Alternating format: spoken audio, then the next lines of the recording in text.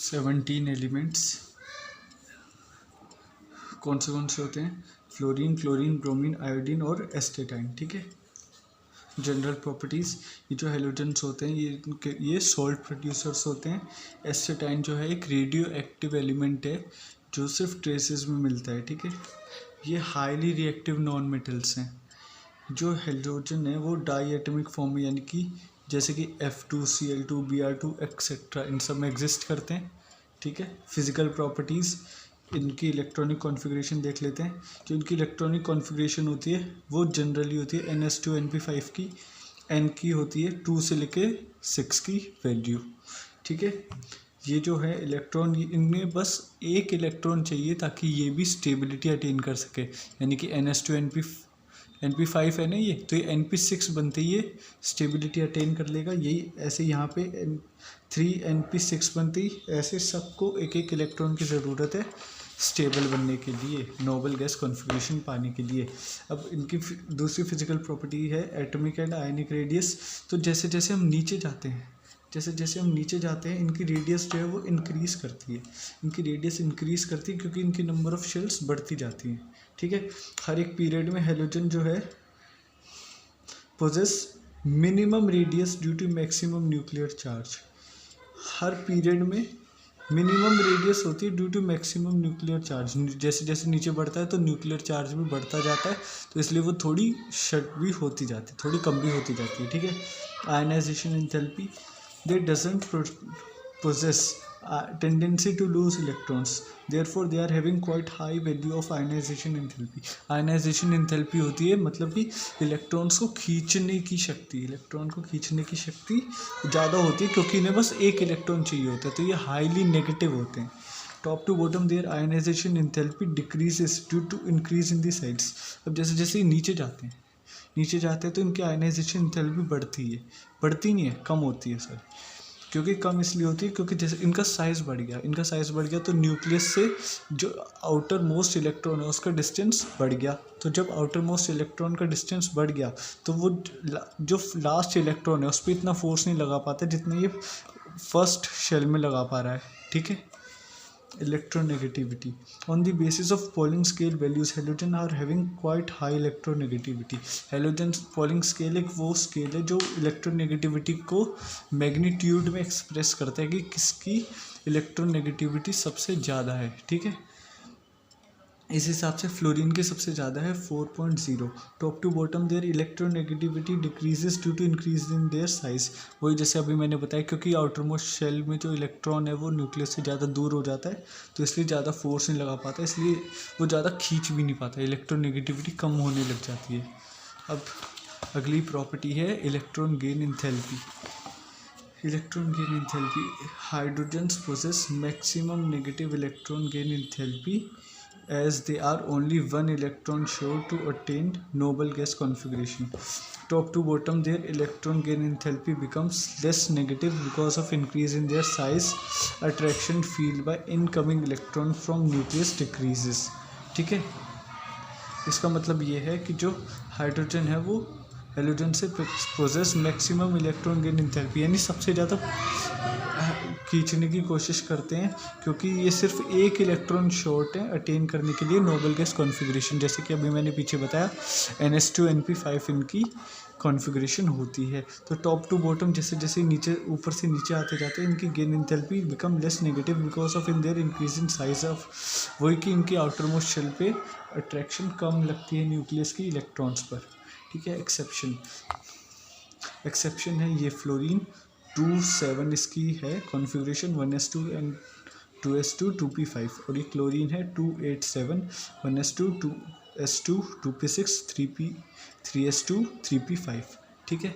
तो अब इससे क्या होता है, chlorine possesses more negative ionization enthalpy than fluorine, क्योंकि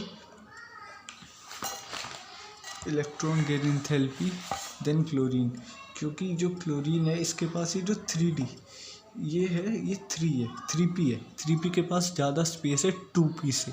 तो यहाँ पे जो 2p है ना, यहाँ पे इंटर रिपल्शन शुरू हो जाता है।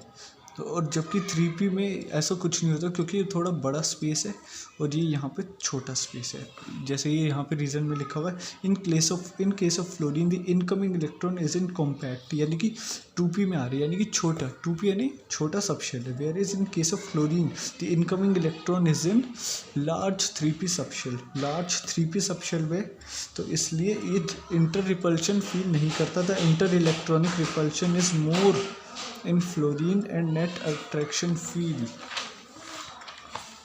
by incoming electron from nucleus is more in fluorine। ठीक है, जो incoming electron from nucleus is more in fluorine। Melting point and boiling point की बात कर ले। Top to bottom with increase in atomic size, जैसे जैसे ऊपर से नीचे आते हैं तो एटॉमिक साइज इंक्रीज होता है, तो एटॉमिक साइज के साथ मेल्टिंग पॉइंट और बॉइलिंग पॉइंट दोनों इंक्रीज करते हैं। Density, top to bottom their density increases due to increase in atomic mass, मतलब कि टॉप टू बॉटम जैसे ऊपर से नीचे जाते हैं तो इनका एटॉमिक मास बढ़ता है, तो इनकी डेंसिटीज भी इंक्रीज करती हैं। Standard electrode potential, due to their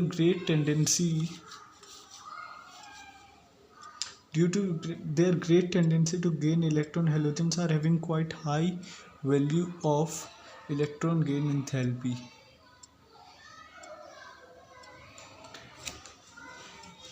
quite high value of E0, sorry. Top to bottom मतलब जैसे ये इलेक्ट्रॉन गेन करते हैं इंथैल्पी, एक सेकेंड ये यहाँ पे हैंग हो रहा है, हैंग नहीं हो रहा है, लेकिन जो इनकी टेंडेंसी होती है इलेक्ट्रॉन्स को खींचने की, इसकी वजह से इनके E0 की जो वैल्यू होती है वो हाई होती है। ठीक है, टॉप टू बॉटम यानी ऊपर से नीचे जाते हुए डिक्रीज करती है टेंडेंसी टू गेन इलेक्ट्रॉन, तो इसलिए E0 की वैल्यू भी कम होती जाती है। कलर, अब क्योंकि ये NS5 है, NS5 इनकी जो आउटर मोस्ट कॉन्फ़िगरेशन है, इसलिए इनके पास एक अनपेयर्ड इलेक्ट्रॉन होता है, और अनपेयर्ड इलेक्ट्रॉन होता है तो इनका पैरामैग्नेटिक नेचर होता है, पैरामैग्नेटिक नेचर। ठीक है, और जब ये विजिबल होते हैं रीजन में, when halogens are in visible region then absorb energy, ये एनर्जी अब्जॉर्ब करते हैं। The unpaired electron gets excited, जो अनपेयर इलेक्ट्रॉन है वो excited, and when the excited electron returns to ground state by releasing absorbed energy, इसका मतलब जो electron है वो एनर्जी अब्जॉर्ब करता है, और जब वो वापस एनर्जी रिलीज़ करता है तो वो साथ में कलर भी रिलीज़ करता है। ठीक है, bond dissociation enthalpy, bond dissociation enthalpy का मतलब है कि ये जो बॉन्ड है fluorine fluorine chlorine chlorine bromine bromine और आयोडीन आयोडीन के बीच में, ये बॉन्ड डिसोसिएशन एंथैल्पी ये इन्वर्सली प्रोपोर्शनल है बॉन्ड लेंथ के। ठीक है, जितनी इनके बीच में डिस्टेंस कम होगा उतना ज़्यादा इनका बॉन्ड स्ट्रॉन्ग होगा। अब देखा गया है कि सबसे ज़्यादा बॉन्ड डिसोसिएशन एंथैल्पी क्लोरीन का है, फिर उसके बाद ब्रोमीन का, फिर फ्लोरीन का, फिर आयोडीन का। ठीक है, fluorine possess unexpectedly low bond dissociation enthalpy than chlorine and bromine. Due to small size of fluorine atom there is greater inter electronic repulsion, छोटे साइज की वजह से ग्रेट इंटर इलेक्ट्रॉनिक रिपल्शन होती है। एनोमोलस बिहेवियर ऑफ फ्लोरीन, मतलब fluorine के जो अजीब से बिहेवियर है। ठीक है, सबसे पहला है small size, high electron negativity, absence of vacant d orbital in outermost shell. ठीक है, केमिकल प्रॉपर्टीज, रिएक्टिविटी, हेलोजेंस जो है highly reactive as the only one electron short to attain noble gas configuration, ये बात हमें पता है। Top to bottom with increase in their size, उनकी जो इलेक्ट्रॉन गेन करने की एफिनिटी होती है वो कम होती जाती है, इसलिए वो कम रिएक्टिव होने लग जाते हैं।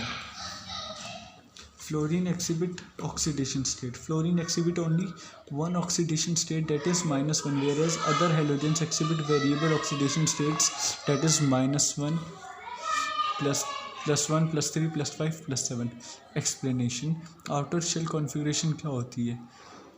ये ग्रुप 17 की NS2, NP5, ND0। ठीक है, एक्सेप्ट फ्लोरीन, क्योंकि फ्लोरीन के पास डी ऑर्बिटल होता ही नहीं है, तो वो एक एक करके ग्राउंड स्टेट से एक्साइटेड होते रहते हैं और शिफ्ट होते रहते हैं। पहले एक हुआ, पहले एक भी नहीं हुआ, तो +1 और -1 सिर्फ एक अनपेयर्ड है। फिर उसके बाद एक एक्साइट कर गया, तो अब 3 हो गए तो +3। अब यहाँ पे एक और एक्साइट कर गया, तो यहाँ पे 4 हो गए, 4 1 2 3 4 5 हो गए तो +5। फिर उसके बाद अब यहाँ पे 7 हो गए तो +7। ठीक है, -7 नहीं कर सकता, -1 से फ्लोरीन कर सकता है, क्योंकि ये हाईली नेगेटिव नॉन मेटल है। Fluorine exhibit only one oxidation state that is -1 due to small size. इसका साइज भी छोटा है, highly electronegative and absence of vacant d orbital in outermost shell. ठीक है, यहाँ तक हमें समझ आ गया।